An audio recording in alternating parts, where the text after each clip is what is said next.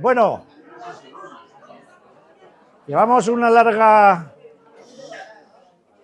temporada que por una u otra cosa se ha ido prolongando más de lo que se tenía que prolongar por ausencias y demás historias, y estábamos con el camino a la recaída, con todo ese proceso de sucesos que nos llevan a acabar consumiendo a veces sin advertirlo, a pesar de que los avisos son claros y contundentes. Pues si no lo sabemos, no lo relacionamos directamente con la situación.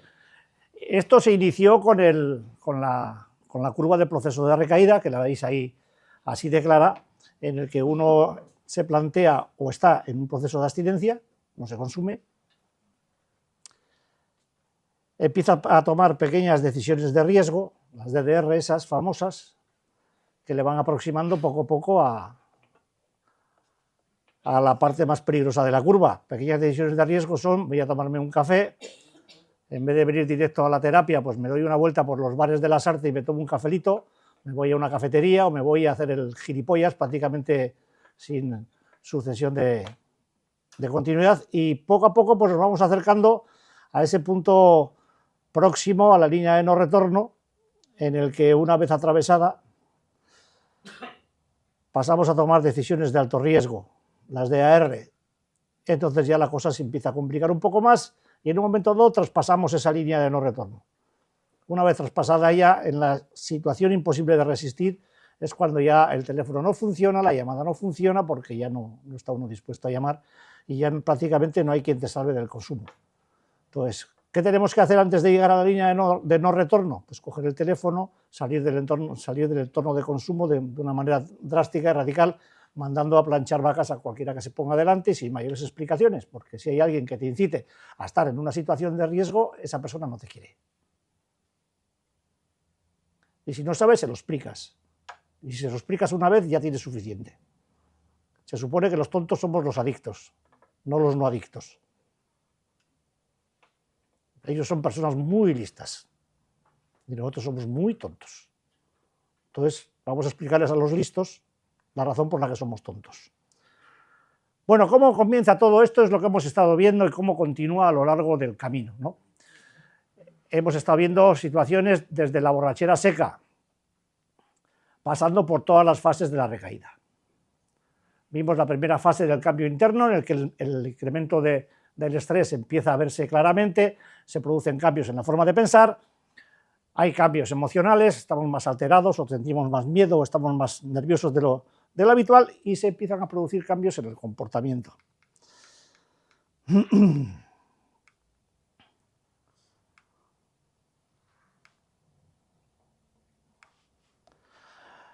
En la segunda parte de negación se incrementa la preocupación por las cosas que nos van ocurriendo, y empezamos en un proceso de negación de la preocupación. No queremos estar preocupados, nos negamos la preocupación haciendo ver que la preocupación desaparece.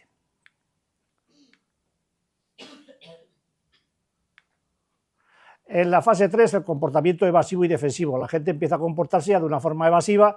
En las terapias, bueno, pues estamos estamos, pero hacemos como que no estamos, o empezamos a echar balones fuera, ¿no?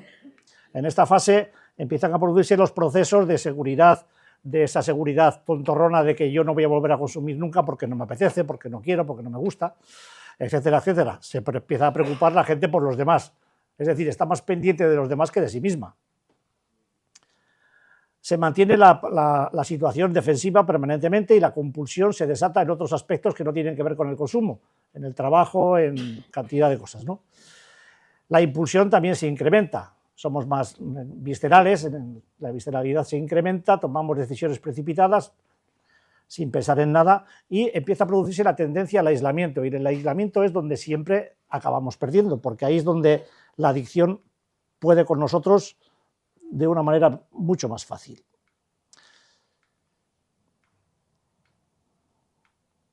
Muy rápido, porque todo esto pues ya lo hemos visto y desarrollado. En la fase 4 aparecen las crisis. La crisis puede ser buena o mala. Según los chinos, las crisis son buenas porque de ahí se puede ser un punto de partida, ¿no? Aquí empezamos a ver las cosas desde un proceso que se conoce como visión de túnel, en la que vemos ya como muy lejana la salida, pero vemos que todavía hay salida. Aparecen los procesos de depresión menor, melancolía, en fin, unos procesos más suaves. Hay una pérdida de la planeación constructiva, ya vimos lo que era eso. He insistido mucho esta semana en el tema de la planeación constructiva. Se dan pistas que normalmente pues nadie cumple, porque como somos todos más listos que los listos que hay en otros sitios, pues no las cumplimos.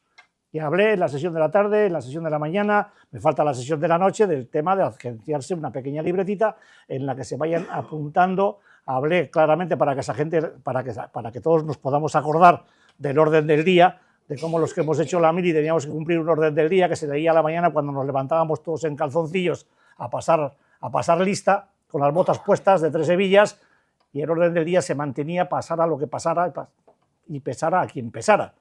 El orden del día de una persona adicta tiene que ver con su cambio de rutinas, con su cambio de hábitos, con su proceso de elaboración de un día a día que le proporcione una tranquilidad y una estabilidad que necesita tanto como respirar.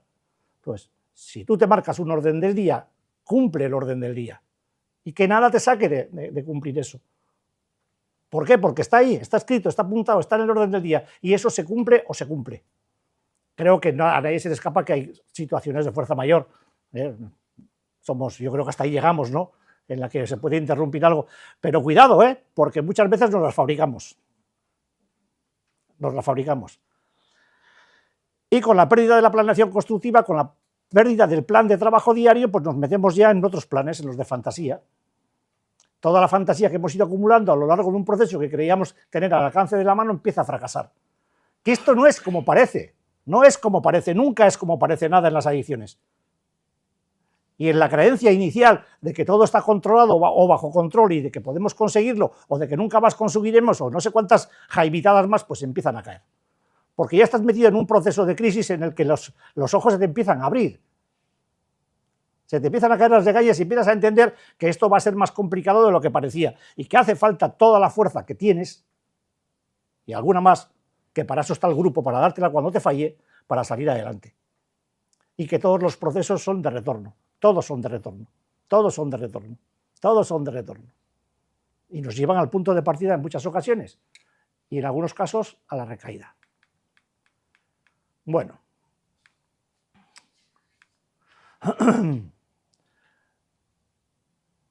En la fase 5 se produce la inmovilización o la ensoñación.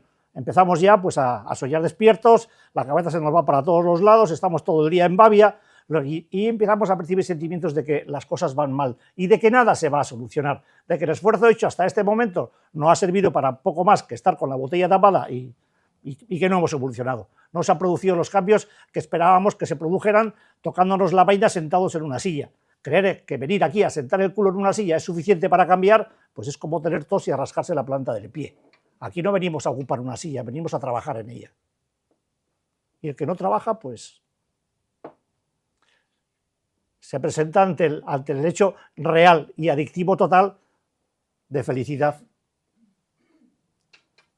pero sin hacer nada para conseguirla. Y aquí las cosas hay que sudarlas. La felicidad tiene un precio, como todo en la vida. No cae. Bueno, cuando venga alguien, en fin, así tal cual. Es que es un poema la cara del colega. Es un poema.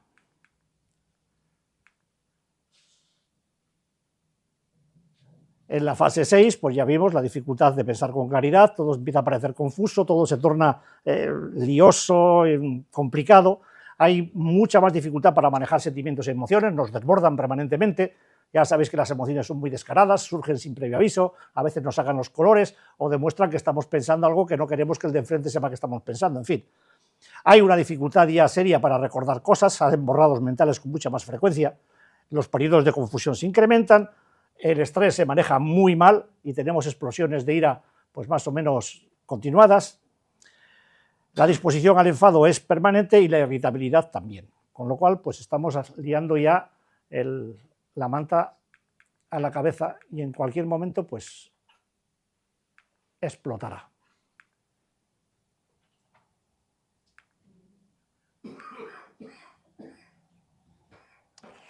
Bien.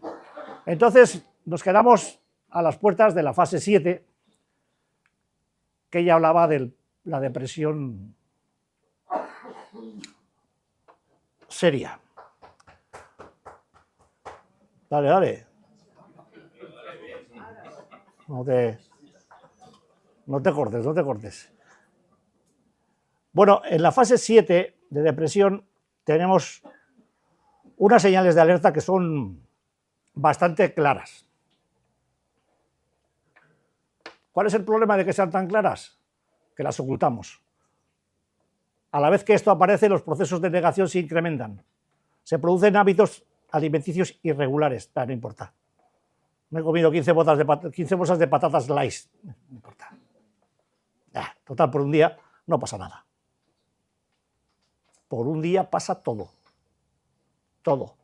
Rompe una dieta, rompe lo que quiera que rompas y por un día la puedes tener.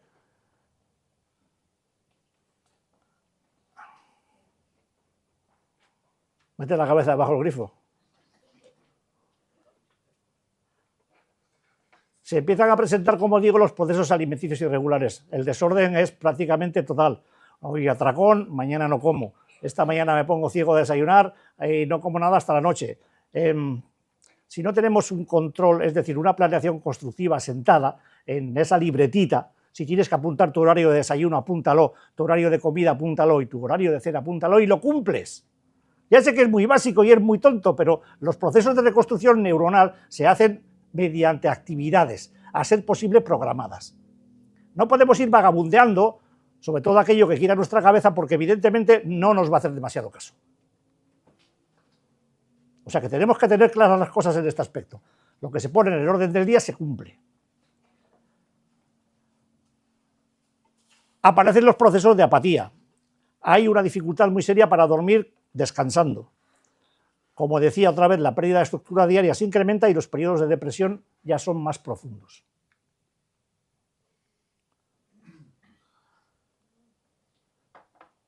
Punto por punto, empezamos a perder el apetito a comer sin orden. Como resultado, las oscilaciones del peso pues empiezan a determinar y empezamos a tener disgustos serios con nosotros mismos.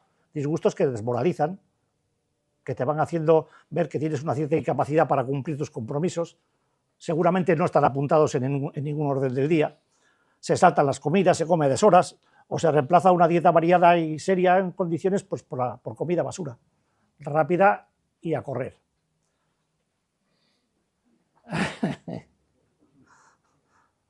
Si no se lo pinto de blanco y morado.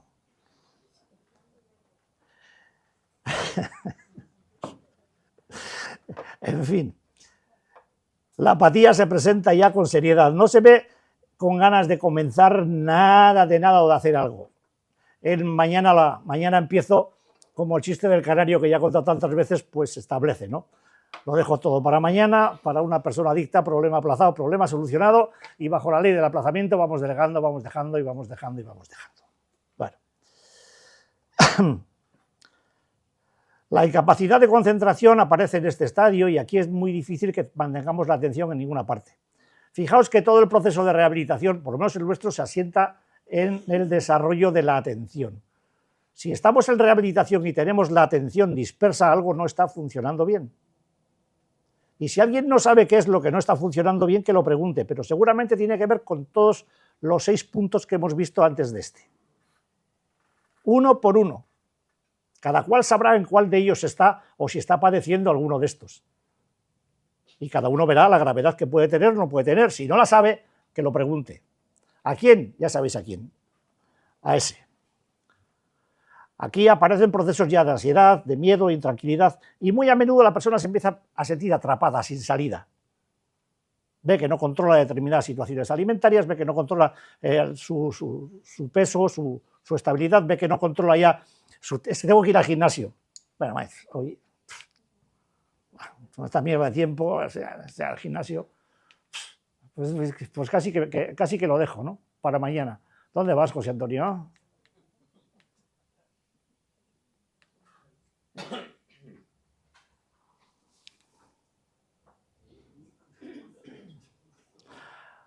Así que, como digo, en multitud de situaciones en las que aparentemente no está pasando nada porque la fuerza del disimulo se presenta con intensidad, nos vemos sin salida.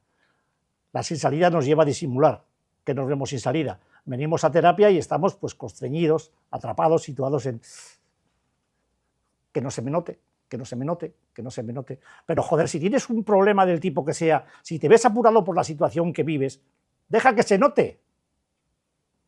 Porque aquí podemos hacer muchas cosas si las vemos o si las dices, pero desde luego adivinos no somos. Si vienes a rehabilitarte y ocultas que tienes problemas con la rehabilitación, si dices que todo te va cojonudamente bien y que lo estás haciendo fantástico, pero que tú no tienes ningún problema, por miedo a quedar mal, por miedo a ser tonto, por miedo a que alguien piense no sé qué cosas raras. Pero si aquí estamos todos en la misma barca, todos tenemos el mismo problema o parecido. Familiares y no familiares, todos. Estaría cojonudo que aquí estuviéramos todos, pues eso, en un proceso de vida perfecto, sin problemas, que lo hiciéramos todo cojonudamente bien y bla, bla, bla, bla, bla, bla, bla, bla, bla. Entonces, ¿por qué estamos aquí?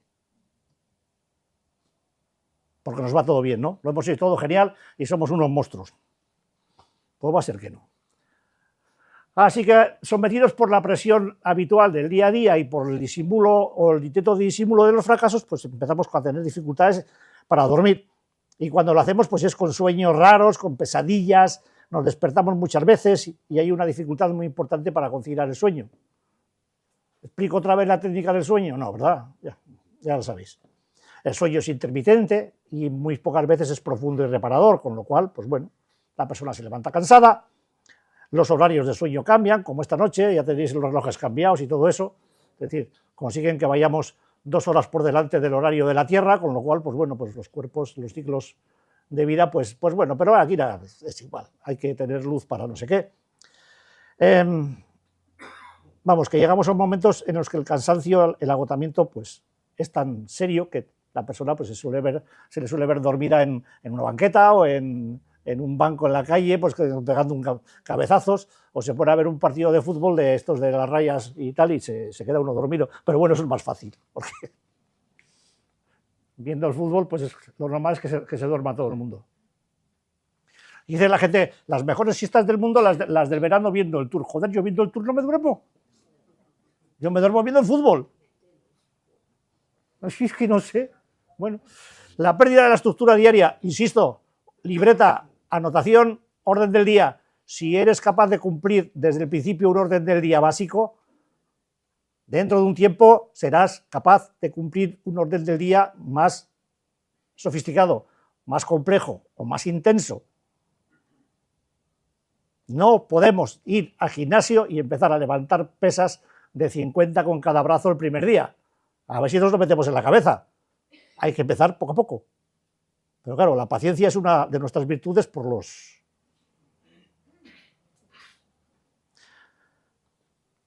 Es decir, la rutina diaria que se estableció desde el principio con el cambio de hábitos se empieza a volver desordenada.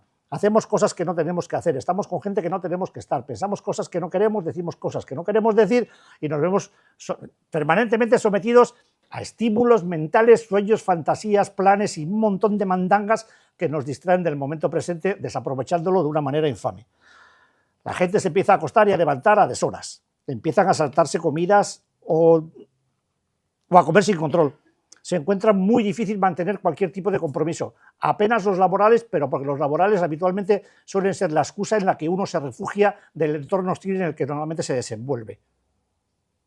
Es un recurso prácticamente adictivo. De hecho, la adicción al trabajo está ahí, ¿no? La gente se siente precipitada, agobiada, agotada, aun cuando realmente no tenga nada que hacer. O sea, la inactividad le agota, la precipita y la pone nerviosa, la actividad también.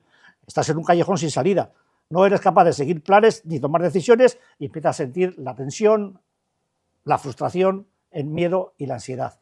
Estamos ya, pues, a punto de caramelo y ahí es cuando aparecen los primeros fenómenos de la depresión seria, de la depresión mayor, de esta en la que vemos a la gente y muchas veces la juzgamos con esa idea de, oye, pues que haga algo. Mira, cuando uno está en depresión, de verdad, no es la de antes que hemos comentado, en esta. No le digas a una persona depresiva que haga algo. No puede. Y el hecho de que tú se lo digas incrementa su incapacidad y su frustración. Así que mucho cuidado con decirle a una persona que se siente en esa situación que se sienta bien. Más quisiera que sentirse bien. ¿Qué más quisiera? No, no es tan fácil. Salir de un cuadro depresivo, esto es una enfermedad silenciosa que es tan hija de su puta madre como la adicción. Complicadísima, muy difícil de entender y además que genera unas dosis de incomprensión brutales. Y los adictos sabemos de qué va esto, ¿verdad?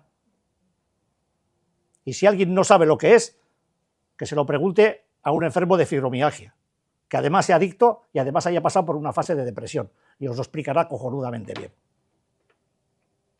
Como yo, que soy uno de esos.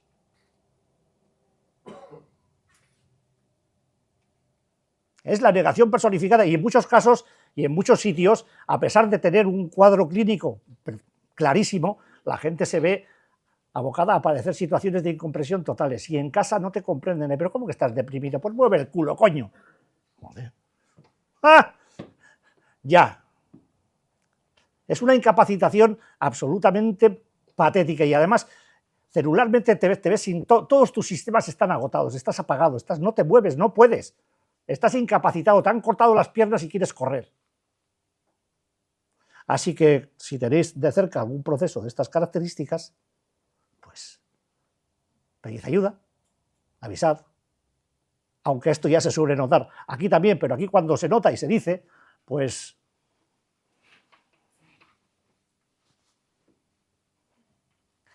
ya te estás metiendo, no te tienes que meter. ¿Y tú qué sabrás? Nada. Bueno, obviamente vivir esta situación genera procesos también de irritación y de ansiedad que son multiplicadores de la depresión. Por tanto, mucho cuidado con lo que se habla con una persona adicta en rehabilitación que esté en una fase depresiva. Y bueno, yo iba a decir incluso cuidado hasta cómo se le mira. Yo sé que esto es muy difícil de comprender. Como que una persona sea adicta es muy difícil de comprender por los que no son adictos. De hecho, nos juzgan bajo los parámetros de la voluntad.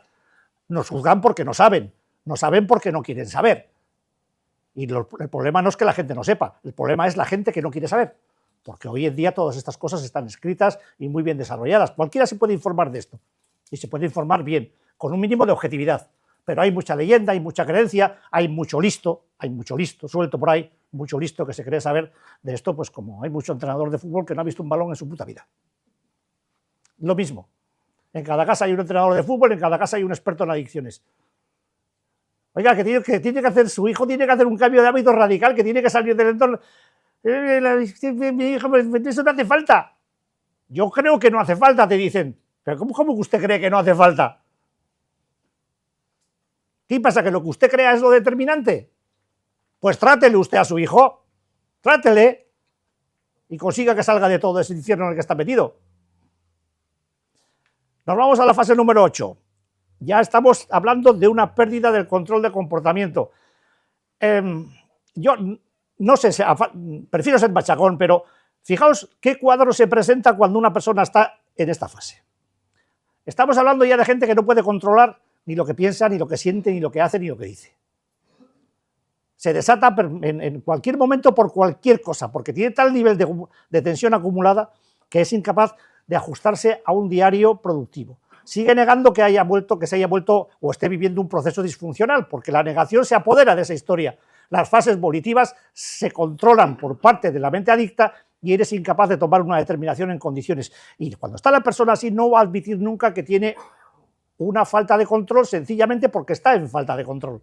Con lo cual, no lo puede ver.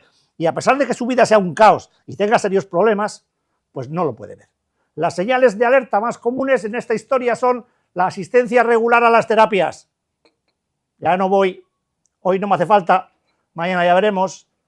Un ciclo regular de rehabilitación es incuestionable para salir de una adicción.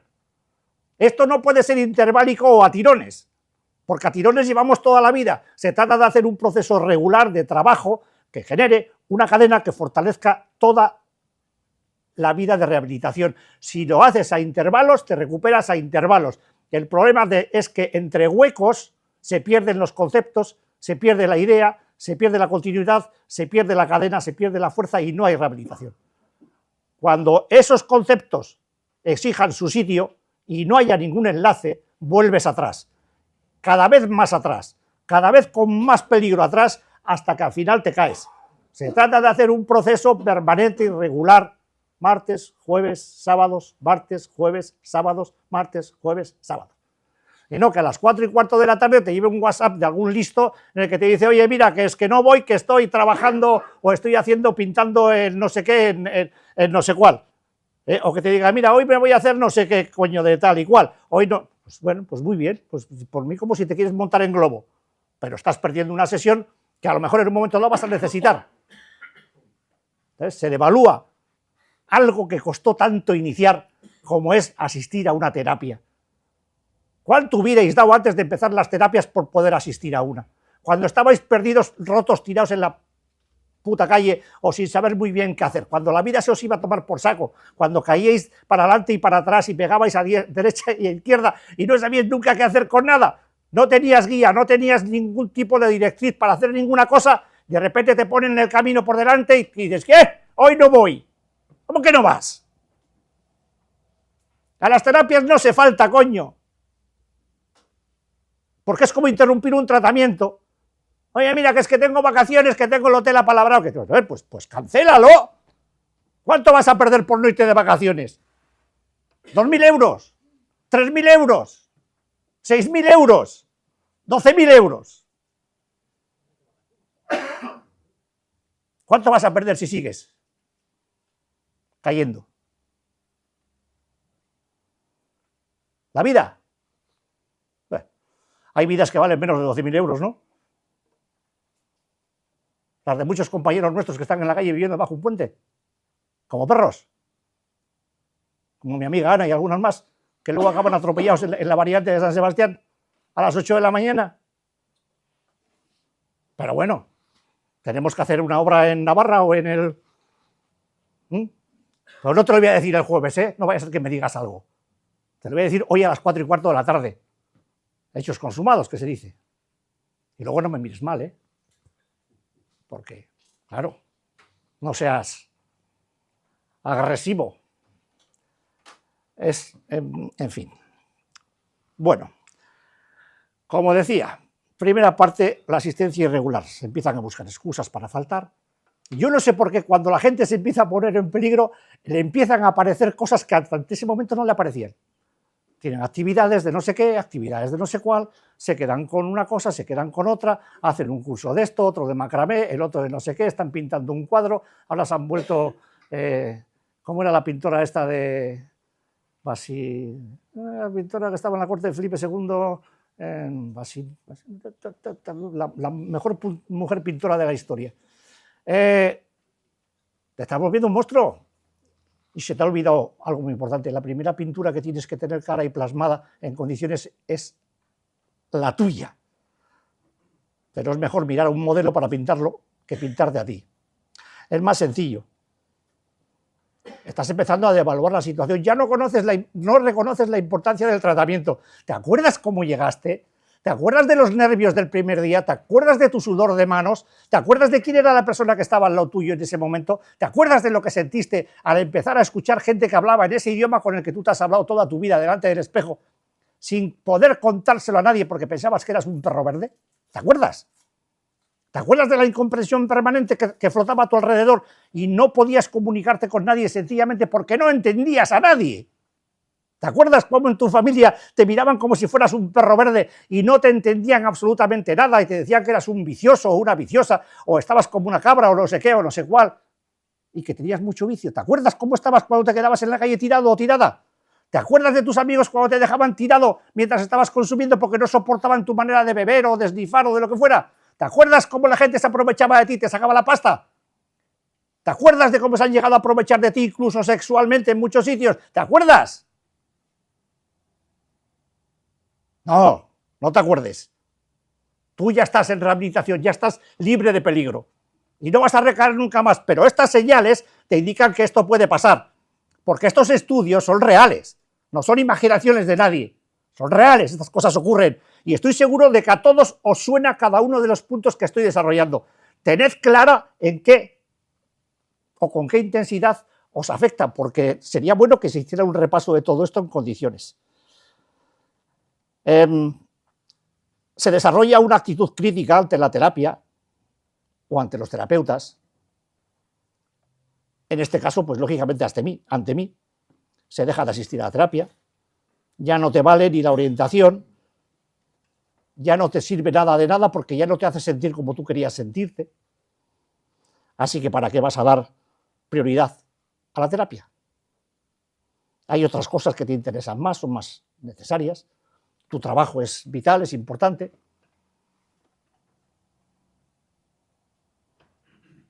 Sigue, sigue. Verás cuánto tiempo vas a durar en el trabajo. Verás cuánto tiempo duras en el trabajo. Verás qué jefes más comprensivos tienes y qué compañeros de trabajo más majos. Verás cuánto tardan en meterte una puñalada por la espalda y ponerte en la puta calle. Sigue, sigue. Sigue, sigue. Sigue pensando en por qué no puedes tú encontrar la solución a tu manera. ¿Cuántas veces lo intentaste? ¿Te acuerdas? ¿Cuántas? Y al final llegaste aquí, o aquí después de no sé cuántos sitios, o aquí y después a no sé cuántos sitios. Si tuvieras tú la solución, ¿para qué necesitas una solución? ¿Qué quedamos? Buscas una solución, pero si la tienes, ¿para qué la buscas? Y si no la tienes, ¿por qué la rechazas? Porque no la quieres. Y si no la quieres, ¿qué haces aquí? ¿Aguantarme a mí los sábados? Tenéis suerte que ahora solamente me aguantáis los sábados, por lo menos en 3 semanas no me tenéis que soportar. Anda, que no descansado alguno nada.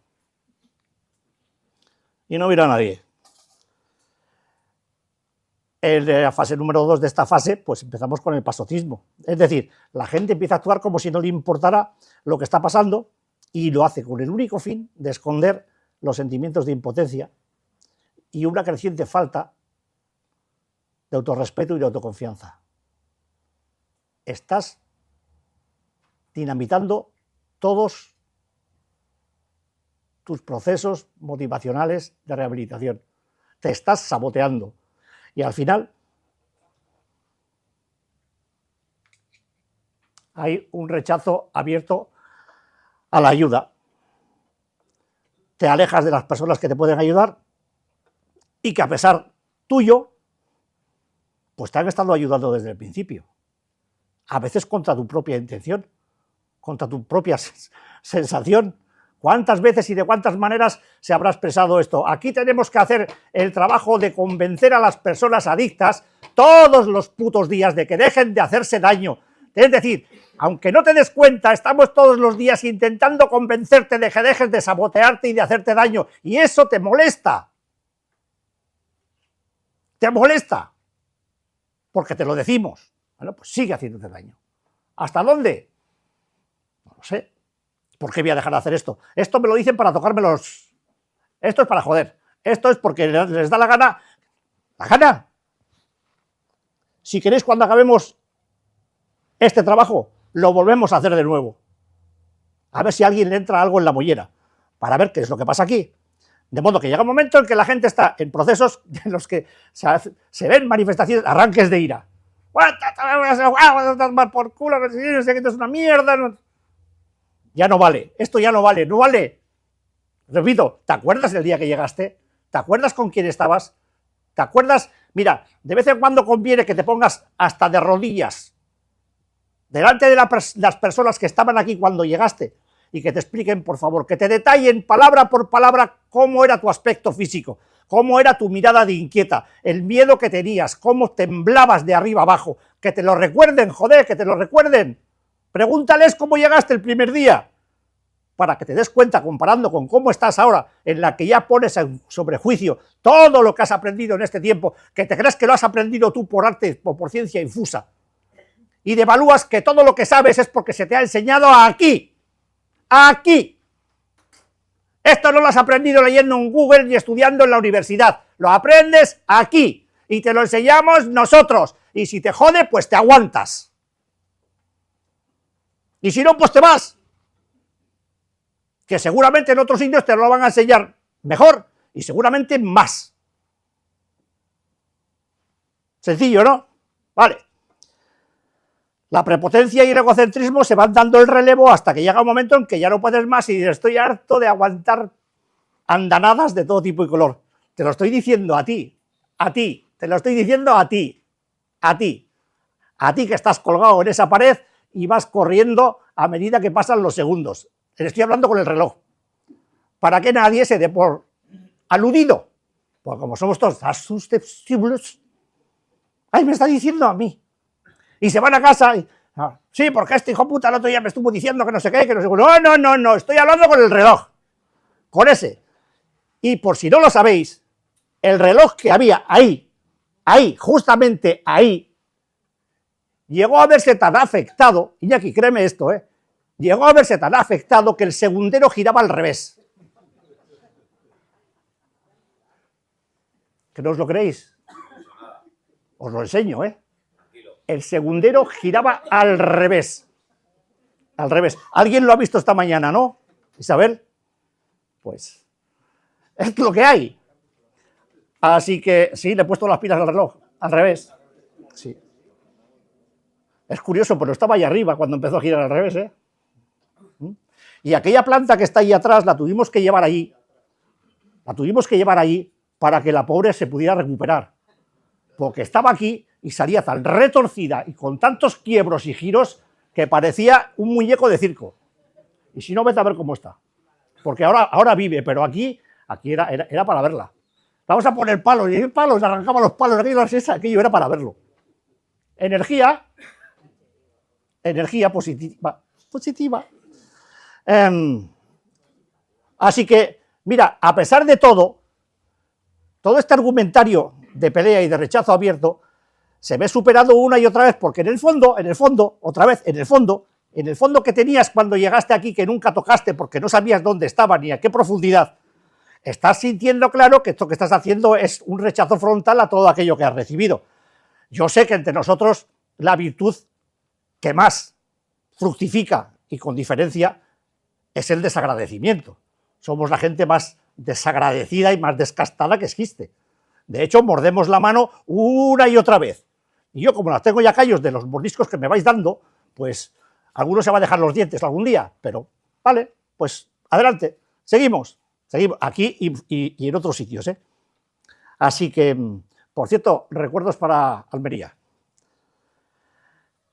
Así que la persona ya en una fase de rechazo abierto se va abasteciendo de argumentos pues para criticar, a veces a voces, a veces ahí abajo, a veces en la cafetera o en la biblioteca, a veces en su barrio, a voces o en silencio, y se acaba escapando de la rehabilitación con el falso convencimiento, y lo sabe, y eso acentúa su resentimiento, de que no le prestan la atención debida o suficiente. Joder. Estás rechazando la atención, estás rechazando el cuidado, estás rechazando todo lo que se te da y te vas, y se van. Y los que os vais a ir muy pronto algunos de aquí, lo viviréis, os iréis con resentimiento. Porque esa va a ser la justificación, el odio cerval en el que os vais a meter para poder dar salida a la salida que vais a efectuar. Y cuando os vayáis, acordaros de esto. Acordaos también de una cosa, si volvéis a llamar, se volverá a abrir.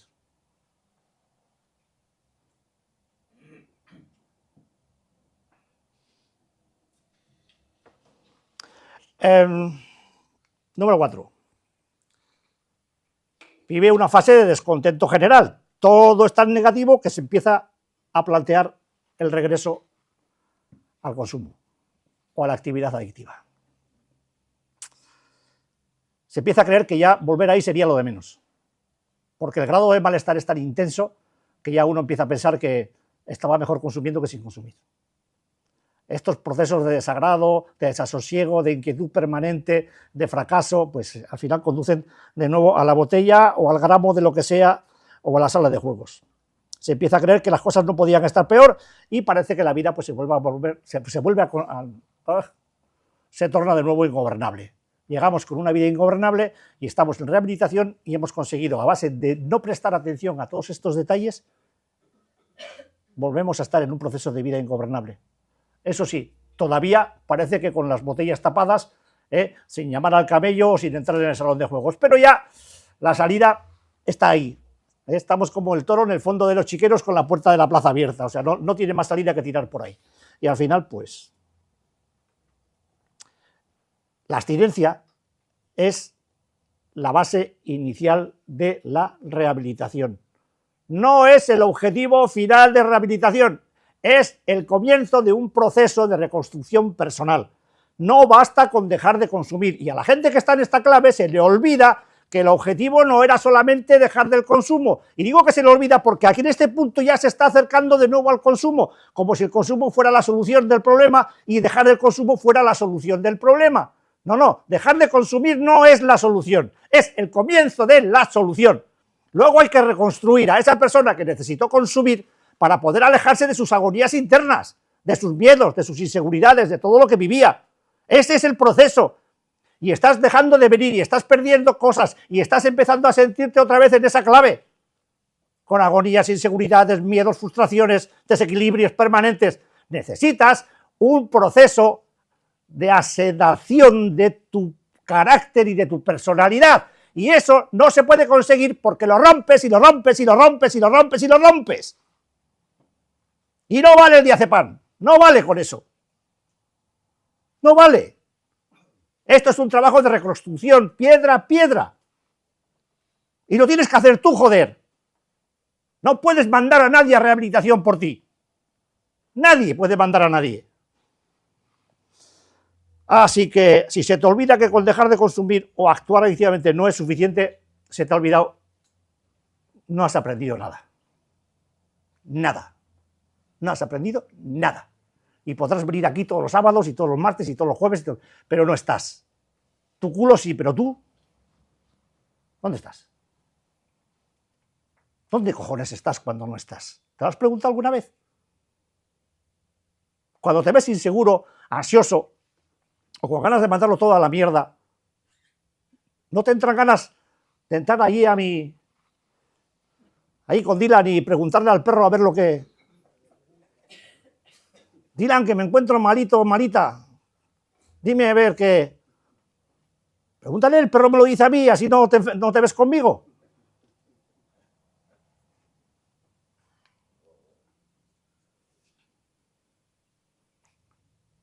Con los huevos que tenemos cuando hablamos, qué pocos tenemos cuando hacemos.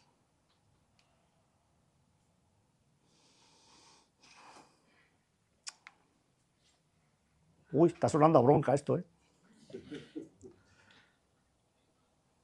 Lógicamente aparecen los sentimientos de impotencia y de ineficacia.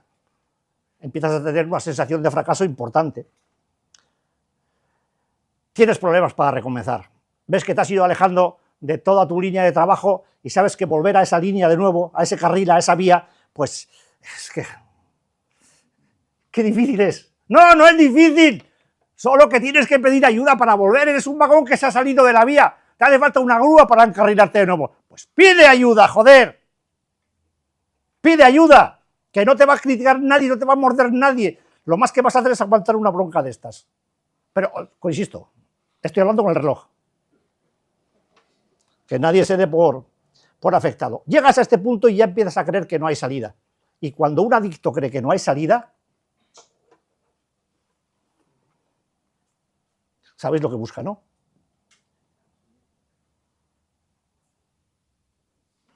El consumir u otras cosas. Y tenemos pruebas bien cercanas.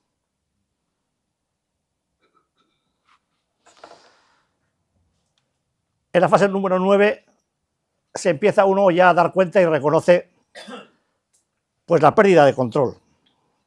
Durante esta fase se rompe, o sea, aquí se acabó la etapa de negación, aquí ya uno empieza a darse cuenta de la gravedad de los problemas, ¿no? Si has conseguido de verdad estar todo este tiempo que te lleva aquí sin consumir, sin picotear, sin intoxicarte de ninguna manera, pues empiezas a darte cuenta de que la cosa es muy seria, ¿no? notas el caos en el que se ha convertido tu vida de nuevo, en casa no hay forma de conciliar, en el trabajo andas a hostia limpia con tus compañeros, en fin, si tienes amigos, pues bueno, si tienes amigos de bar, pues ya mejor me callo, no digo nada. Así que uno empieza a darse cuenta de que ya no tiene capacidad alguna para recomponerse. Y esta es una toma de conciencia muy dolorosa, mucho más que la que te trajo aquí. Por eso es tan importante no alejarse de la línea de rehabilitación, porque luego los retornos a ella son muy dolorosos, porque ya no tienes la cabeza mojada, no tienes ¿cómo se dice?, la anestesia de los tóxicos. Lo que tengas que hacer ahora lo tienes que hacer a pelo, y lo haces con todo el sistema celular abierto, todo tu sistema emocional está en carne viva. Vives las emociones con una intensidad que no tiene ningún tipo de anestésico. Y el hecho de sentir el miedo se multiplica, el hecho de sentir angustia se multiplica, la inseguridad se multiplica y pedir ayuda se torna imposible. Se torna imposible porque el proceso de soberbia y de orgullo está tan intensificado, tu ego es tan descomunal que no cabe en esta sala. ¿Cómo vas a pedir ayuda?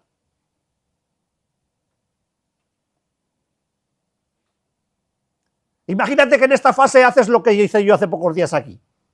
Y te pones aquí delante y nos pides a los demás que te digamos lo que pensamos de ti. A mí no me dijisteis lo que pensabais de mí, casi ninguno. Pero yo lo sé. Pero si alguno de vosotros se pone aquí, le van a decir. Se lo van a decir. A mí no, pero al que se ponga se lo dicen. Así que si algún día alguno tiene ganas, pues dedicamos el sábado a...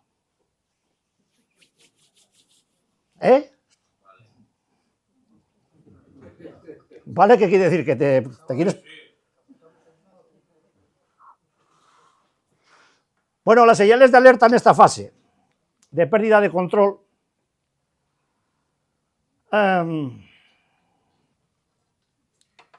eso es una farola y no lo que hay por ahí. El resultado de tantísima tensión psicoemocional pues se puede ver reflejado en la aparición de dificultades con la coordinación motora, pues que dan como resultado pues, la torpeza, el desequilibrio, la dificultad psicomotriz, el no ser capaces de llevarse el ojo a la mano, la nariz a la mano, ¿sabes? La nariz se te va al pie en vez de a la mano, en fin, cosas de esas, ¿no? La torpeza psicomotriz es importante, los reflejos son muy lentos, se reaccionan, esto en el que ande en procesos de, ¿cuántos hacéis? ¿Qué hacéis?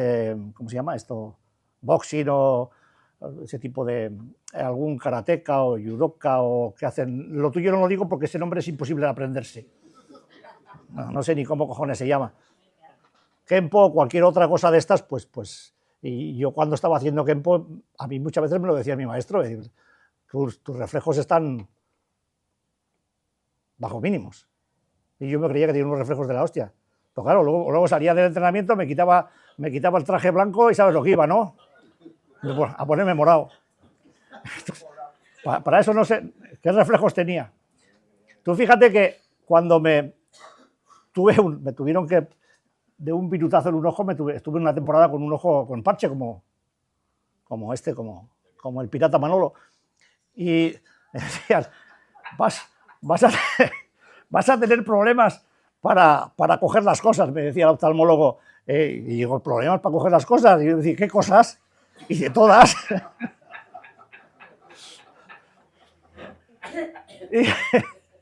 todas las cosas, vas a tener problemas para coger todas las cosas. El caso es que lo primero que hice fue comprobarlo. Javi se descojona, digo. Pues claro, pues con un vaso vas a donde el otro Manolo y dice, sácame una caña. Y de estas que, claro, como tonto no eres, porque eres adicto, pues tonto del todo no eres. Y yo me quedaba mirando el vaso como diciendo, hostia, ¿y si fallo? Porque lo bueno fue que el tío me dijo, te puedes quedar largo o te puedes quedar corto. Y yo que en mis últimos tiempos había bebido prácticamente, sobre todo al principio de mis mañanas, oculto para que nadie me viera el temblor de las manos, y me metía en un bar que está oscuro para poder coger la primera cerveza con las dos manos y los tembleques que no se me vieran los temblores, pues digo, ahora solo falta que me vean que voy a coger un vaso y no llego. Y todavía no me he tomado ninguna. Aunque vaya a coger el vaso y que lo tire. Pues con un ojo solo, pero no se cayó ningún vaso. No se cayó ninguno. ¿Qué cojones, eh? Control mental. Pero no tiré ni una caña. Ni me dejé ninguna en la barra por no cogerla, ¿eh? No. Se usa la inteligencia y en algunos casos recuerdo haber ido con la mano derecha, ¿sabes? Como andando así por la barra, no me miraban ahí y cogía el vaso. Pero el primero, el segundo, el tercero ya no había problema, iba como un robot. Como los robots que montaba, pues igual, lo mismo, como la máquina de Lebucio. Igual. Esto es tremendo, pero es verdad que empezamos a tener problemas y se eleva el riesgo de accidentes. La gente va conduciendo, va enlentecida mentalmente porque el fogón, el volcán interior que llevas dentro de la cabeza, estamos hablando sin consumo, ¿eh?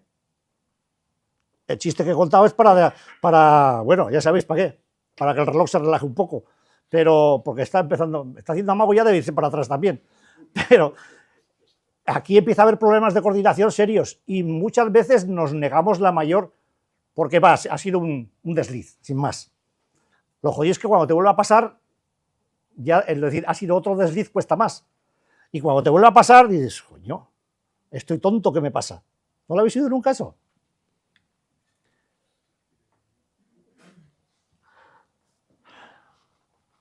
El desastre llega y te empiezas a tener ya, pues, te das penita. La verdad es que te das penita. Empiezas a sentir lástima de ti mismo y se empieza a usar la autocompasión para atraer la atención de compañeros o de familiares. Pena, penita, pena, y ya alguien se fijará en mí, alguien me dirá, todo por no dar un paso o darle una patada en los mismísimos al ego, al orgullo y decir, oye, necesito ayuda. Te metes en un proceso de autocompasión para que alguien se fije en ti. O te pones casquetoso, totalmente estúpido y terco, para que alguien me preguntará algo, ¿no? Alguien me tiene que preguntar, se tiene que dar cuenta. Y aquí la gente pasa de ti, y es que nadie me pregunta nada. Y claro, como te pregunte alguien, que se dé por jodido, porque ya verás la que le va a caer. Toda la frustración se cargará sobre esa persona. En cualquier caso, se empieza a sentir vergüenza, otra vez. Y sentir vergüenza otra vez para una persona adicta, después de hacer un esfuerzo de rehabilitación y haberlo mandado todo por la alcantarilla, por no haber seguido haciendo el esfuerzo que tiene que seguir haciendo permanentemente, es una putada muy gorda. Porque te avergüences de estar en activo sin saber lo que te pasa porque no conoces tus procesos de enfermedad, pases a sentir vergüenza de estar enfermo conociendo tus procesos de enfermedad, pero porque no haces caso a determinadas señales que te están testimoniando que la tienes, que no te puedes olvidar de que esto no se quita, que lo vas a tener siempre. Te pongas como te pongas, no vas a dejar de ser adicto nunca. Nunca. Esto no se quita. Es como la guapura. Yo por muchos años que viva no dejaré de ser guapo. Mi abuela me lo decía y además tenía razón. Y de vez en cuando viene alguna amiga de La Mancha y me dice, cada día estás más guapo, Josean. ¿A que sí? Que no me lo estoy inventando, que está aquí delante la señora, ¿eh? Y el marido ahí al lado, comiendo caramelos. ¿Te has quedado afónico viendo el Valladolid?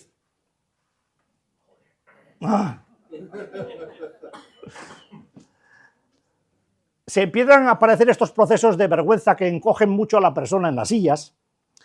Empieza a verse emocionalmente turbada o perturbada. Se empieza a ver como una persona defectuosa, incapaz de conseguir nada de aquello que se propone.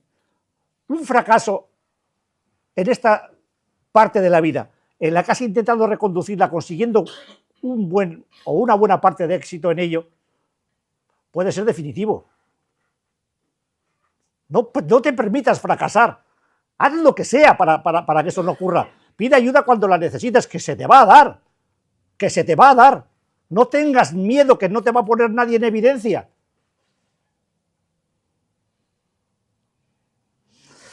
Pero la vergüenza pues es muy descarada. Y no te digo nada cuando empiezan a aparecer los procesos de culpa. Si te sientes culpable de lo que te pasa, sea cual sea la el escalón de esta historia en el que estés, no te has enterado de un carajo. No te has enterado de nada. Hemos hablado de los procesos neurobiológicos de las adicciones. Hemos hablado del pensamiento adictivo, hemos hablado de los procesos de personalidad y hemos hablado de la falta de integración, de todo lo que tú quieras. Y a estas alturas te sientes avergonzado y culpable, no te has enterado de un carajo. O sea que cógete una libreta nueva, ponlo todo a cero y resetea. No eres culpable de estar enfermo. No eres culpable de nada de lo que te ha pasado durante tu enfermedad activa. Eres responsable, pero a eso tienes un programa. Y tendrás que aceptar tu responsabilidad en todo lo que hayas hecho. En lo que hayas hecho tú, no en lo que te hayan hecho a ti. Para eso tienes un programa. No para que estés sentado en el libro, para hacerlo. Y si lo haces no pasarían estas cosas. Si lo haces de una manera adecuada. No a tirones, como siempre, y con intervalos, porque entonces no funciona. No funciona. No puede ser un tren que esté permanentemente parado en una vía muerta para luego volver a retornar a la vía principal y pretender llegar en tiempo a las estaciones. Joder, es tan sencillo como eso. Porque algún día... Bueno, sigo.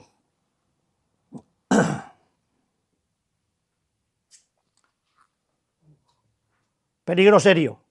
El pensamiento de uso social. Y he sido fino ahí poniendo uso, ¿eh? En el lenguaje de las adicciones, esa gente se está drogando. Está consumiendo drogas. Legales, pero drogas. El alcohol es una droga. Y además una droga potentísima. Después del tabaco, la más mortífera. Así que beber socialmente es drogarse socialmente. Y será todo lo social que quieran. Y algunos podrán tomarse 2 cañas e irse para casa. Sencillamente no tienen el complejo biológico que tenemos nosotros. Genial, campeones, muy bien. Habrá que preguntarles qué les pasaría si en vez de satisfacerse con 2 cañas tuvieran la necesidad imperiosa de meterse 4, 10 o 23. A ver cómo las paraban. Con voluntad.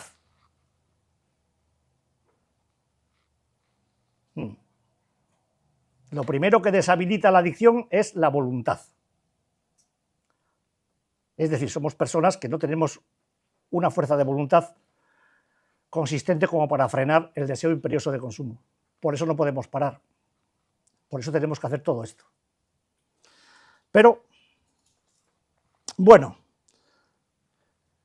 aquí ya está la persona que va por la curva de la recaída a marchas forzadas en ese punto en el que empieza a darse cuenta de que la única alternativa para no volverse loco es consumir.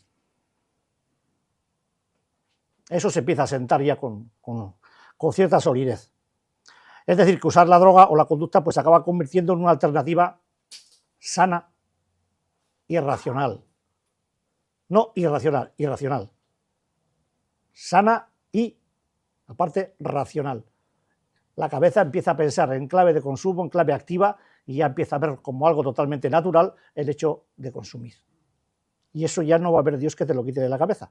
Entonces es cuando se presenta la vieja y tan querida normalidad, tan añorada por algunos, de poder estar en la calle como los demás, como una persona normal. Pero la normalidad es contagiosa. La adicción no, la normalidad sí. Y una persona que no es normal en este plano, que se obstine por considerarse normal y hacer las cosas que hacen las personas que supuestamente son normales, con la normalidad con que la hacen ellas, pues acaba normalmente afectado de normalidad.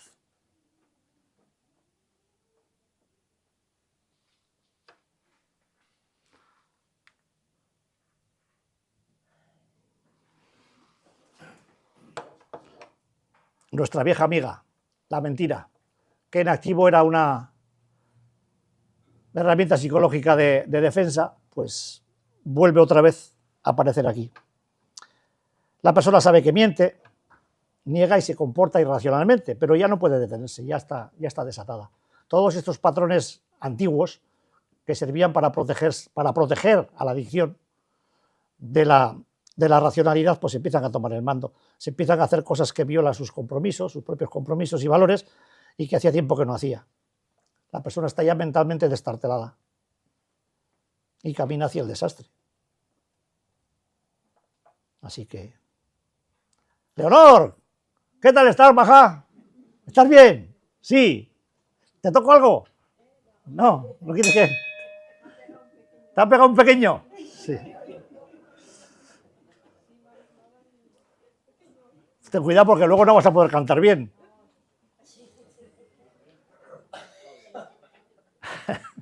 Esto es... Bueno, la pérdida completa de la autoconfianza. Aquí estamos hablando ya de una pérdida y un atrapamiento, saturación, porque no se puede pensar con claridad y hacer lo que se necesita para resolver los problemas. La persona ya se ve incapaz y en un punto de desesperación. Se empieza a creer inútil, incompetente y sin recurso ninguno para manejar su vida. Esto ya es realmente angustioso. Digo, y si todavía no se ha caído en el consumo, pues imaginaros.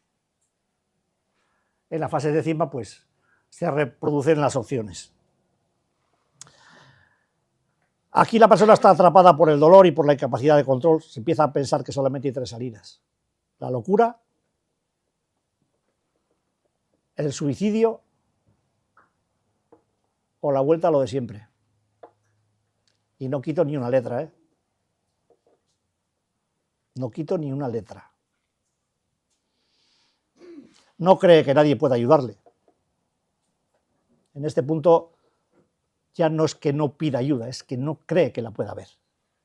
Las señales de alerta más comunes pues son el resentimiento irracional, la escasa asistencia a las terapias, la soledad, la frustración, el enfado y la tensión, y la pérdida de control del comportamiento. Estamos ya pues en la fase más crítica, en un estado de irritación permanente por la incapacidad para comportarse adecuadamente o como quiere. Algunas veces el enfado es con el mundo en general y otras veces con alguien o con algo en particular y otras veces consigo misma. El caso es que, bueno, la escasa asistencia a las terapias se deja de venir cada vez más y tenemos casos bien cercanos últimamente que, pues bueno, si está tomando el disulfiram, el antiabuso pues se olvida de tomarlo deliberadamente, o deja de hacerlo con la regularidad que requiere para que el medicamento sea efectivo, ¿no? La relación con el grupo de apoyo, con el grupo de ayuda, termina si se intenta afrontar la situación con ella. En cuanto intentes abordar a una persona en este enclave, en este momento, coge la puerta y se va. Y te dice que le has dicho esto o lo otro, para aquí o para allá. La tensión y el conflicto se desatan inmediatamente en esta historia. Cualquier cosa que le digas va a provocar un conflicto. Puede dejar la orientación profesional también, aún sabiendo cuánto lo necesita. Deja el grupo de apoyo, deja de ir al centro de salud, deja de ir al psiquiatra, deja de ir a cualquier parte. Camino. ¿Hacia dónde? Pues hacia la soledad, hacia la frustración, hacia el enfado y hacia la tensión. Se siente completamente abatida en este punto la persona. Cree que la única salida es el consumo o la conducta o la locura total. Aquí uno se siente ya inútil, desesperado y a punto de quebrar. Y esto le conduce a la pérdida de control. Cada vez con más dificultad para controlar pensamientos, emociones, juicios, comportamientos. Hay una pérdida progresiva y hay una incapacidad tremenda para contenerse, pues empiezan a acusar problemas en todas las áreas de la vida.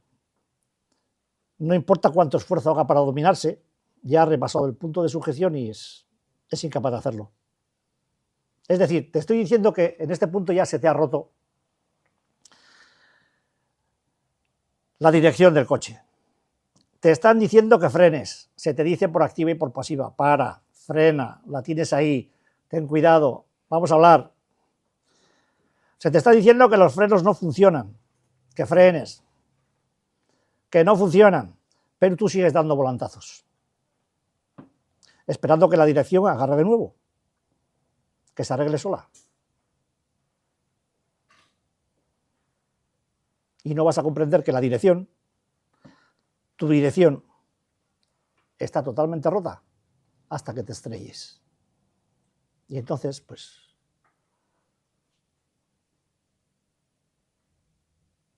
alguien me decía el otro día, no consumo más en mi puta vida. Pues sí, no va a consumir más.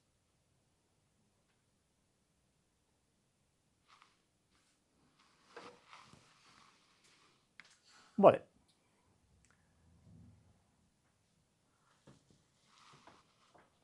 Durante esta fase regresa al consumo. La persona vuelve a caer en la... Eso sí, como ya se lo sabe todo o casi todo, se sabe el ABC de esta historia, intentando controlarlo.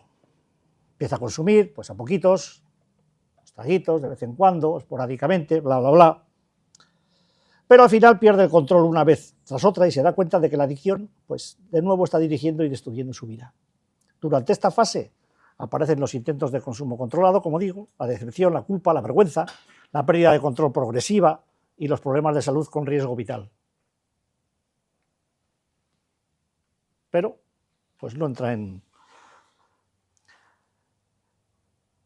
Es decir, la persona se convence por enésima vez de que regresar al consumo a la conducta como única manera de resolver sus problemas mejor o de escapar de ellos por un tiempo es la única cosa viable. Planea hacerlo socialmente, poco a poco.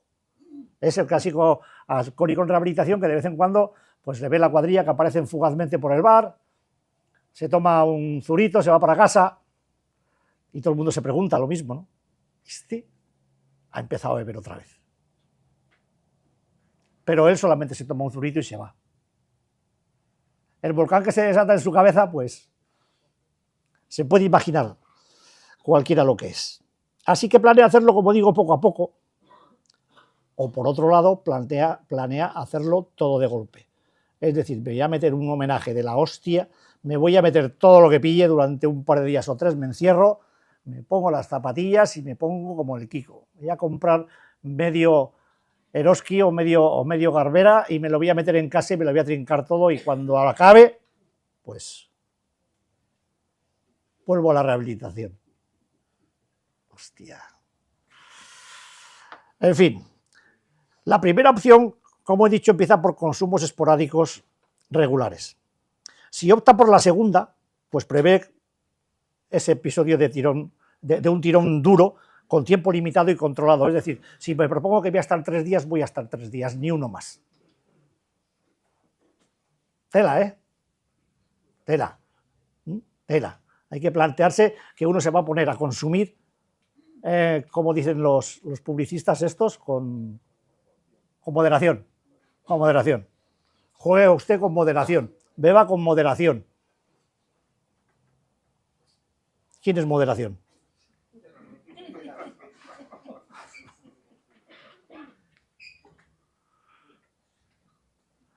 En fin, eso es, la moderación es la amiga de los expertos. ¿Quiénes son los expertos?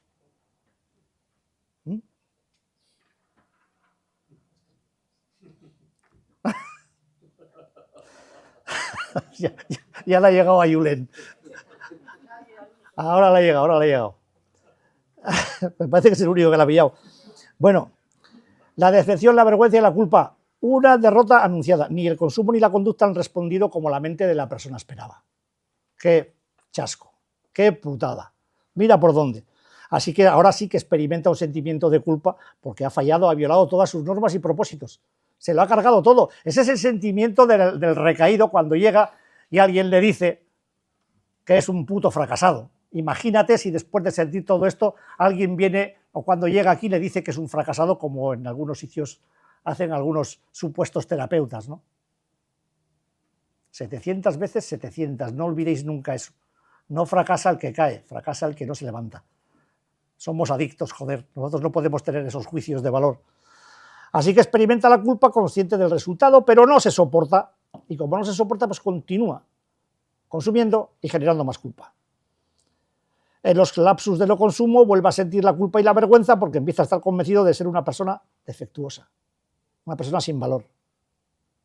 Y entiende que su recaída lo certifica a cada nuevo consumo que toma. Hostia. No sé, no he recaído nunca. No me gustaría verme ahí. La pérdida de control se incrementa. El consumo o la conducta van progresando en espiral. Empieza, la espiral se va ampliando y llega un momento en que se pierde el control, pues despacio, otros de manera inmediata, unos empiezan a consumir con más frecuencia y otros con más autodestrucción y cantidad que antes. ¿Os imagináis consumiendo, algún adicto que haya por aquí, consumiendo con más intensidad y más autodestrucción que antes? Hostia, pues no sé lo que me tendría que tomar yo para hacerlo, pero... Y finalmente, pues aparecen los problemas de salud y vida, que se incrementan exponencialmente. Puede aparecer la pérdida del empleo, los ingresos, la familia se deshace, hay un rechazo social incrementado, porque igual socialmente una vez te lo perdonan, pero más veces. Esto es un proceso con una progresión inexorable. Esto acaba debajo de un puente, acaba en un hospital, o acaba en un manicomio, o acaba en una caja de pino. Y no hay alternativas más que esas. Rehabilitación, locura o muerte. No hay más alternativas. No hay término medio. Si eres adicto o no. No lo hay. No lo hay. Estamos cansados de certificarlo enterrando gente. Pero bueno, la solución y la ayuda que tuvo en su mano, en su día, en su momento, cuando estaba en rehabilitación, pues se le antojan totalmente inalcanzables y aparecen en su cabeza las preguntas: ¿y cómo vuelvo yo ahora? ¿Cómo vuelvo yo ahora? Si a lo mejor se ha ido dando un portazo o poniendo a parir a todo Cristo, ¿no? O montando un espectáculo aquí en terapia o haciendo cualquier barbaridad. ¿Cómo vuelvo yo ahora? ¿Cómo voy a llamar? ¿Me cogerán, no me cogerán? ¿Me dirán que esto, me dirán que lo otro? ¿Con quién hablar?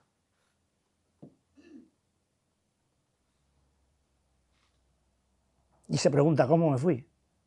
¿Cómo me fui? ¿Cómo pude irme? Y también se pregunta: ¿cómo me fui? ¿Por qué monté Cristo? ¿Por qué hice esto? ¿Por qué hice lo otro? Y todo eso se aglopa en su cabeza. Y al final, si no tiene un golpe reflejo y coge un teléfono y llama, pues lo más probable es que acabe ahí fuera. Y entonces, su familia le cuidará. Incondicionalmente. Haga lo que haga. Pero todo tiene un límite, ¿eh? Las familias también. Nosotros somos responsables desde el momento en que entramos por esa puerta de mantener una rehabilitación, pase lo que pase y pese a quien pese, sin interferencias de ninguna clase.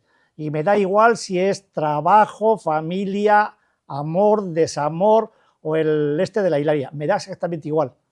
Si fallas en esto, te fallas a ti. Y ten en cuenta una cosa: a lo mejor ya no tienes más posibilidades de volver a fallar. O mejor piensa otra: ya has fallado lo suficiente. Ahora ponte en línea de acertar, porque si quieres, puedes. Ya lo creo que puedes. Pues que os lleve a la reflexión y os ayude a reflexionar y a tomar la iniciativa que algunos no se atreven a tomar por miedo. Preguntar, trabajar más en la rehabilitación, llamar, intensificar el trabajo de programa y preguntar lo que no se sepa. Que el tonto no es el que pregunta, el tonto es el que no lo hace. ¿Vale? Pues hala, que sean buenos.